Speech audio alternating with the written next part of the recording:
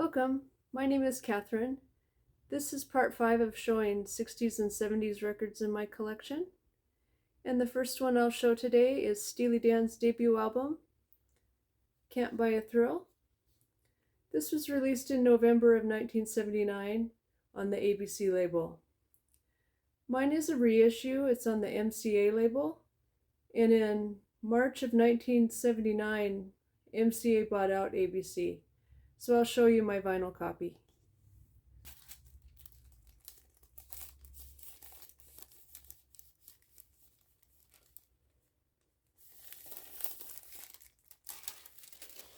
So all the songs on this album were written by Walter Becker and Donald Fagen.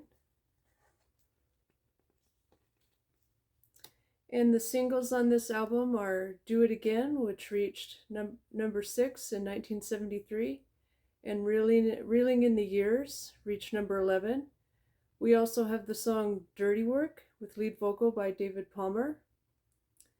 And this record peaked at number 17 on the Billboard album charts and was a gold selling record at 500,000 copies. And with all the reissues of this record, September 7th of 1993, it went platinum. And I think this is a great debut record. I like the whole album from start to finish.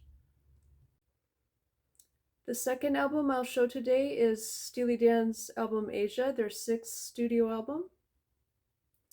This was released on September 23rd of 1977 on the ABC record, and this is an original that I have, and I'll show you that to you.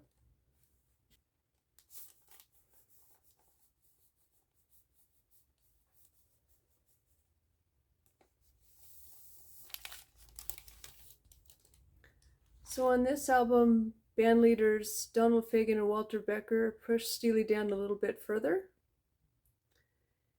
They experimented with different combinations of session musicians. About 40 musicians worked on this record, and they pursued longer, more sophisticated musical arrangements.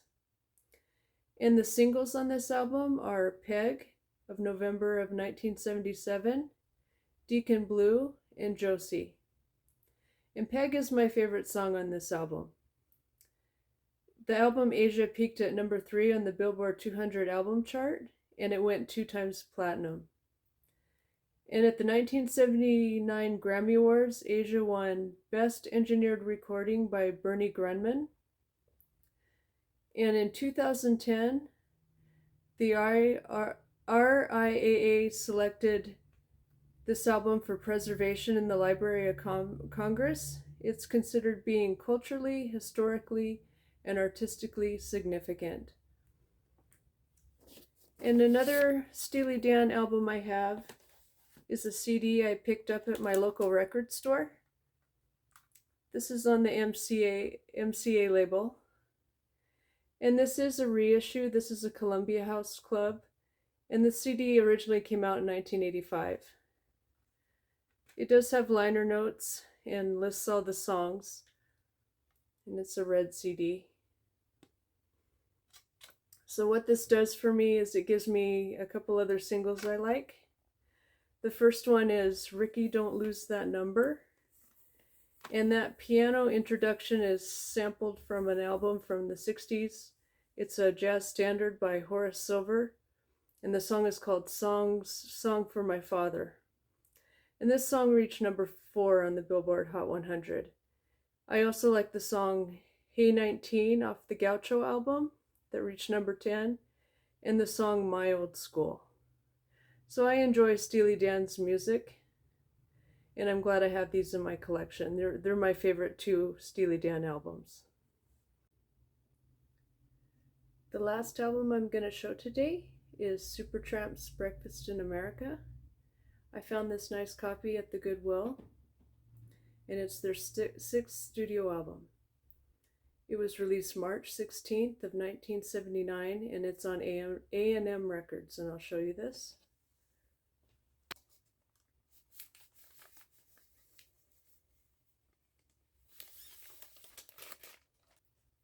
So there are 3 hit singles on this album. We have Logical Song that went to number 6, Goodbye Stranger, number 15, and Take the Long Way Home reached number 10. And at the 22nd Grammy Awards in 1980, Breakfast in America won Best Album Package, Best Engineered Non-Classic Album. And it sold 4 million copies in the US and was #1 on the album charts for 6 weeks. It also went #1 in Norway, Australia, West Germany, the Netherlands, Spain, Canada, Australia, and France. And this is Supertramp's most successful album. This is the only Supertramp album I have, and I think I would like to have a compilation of their songs, because I have other favorite songs by Supertramp, such as Dreamer, Give a Little Bit, and It's Raining Again from 1982. So let me know what your favorite Steely Dan albums and Supertramp albums are in the comments. And I thank you for watching, and I'll see you in my next video. Goodbye.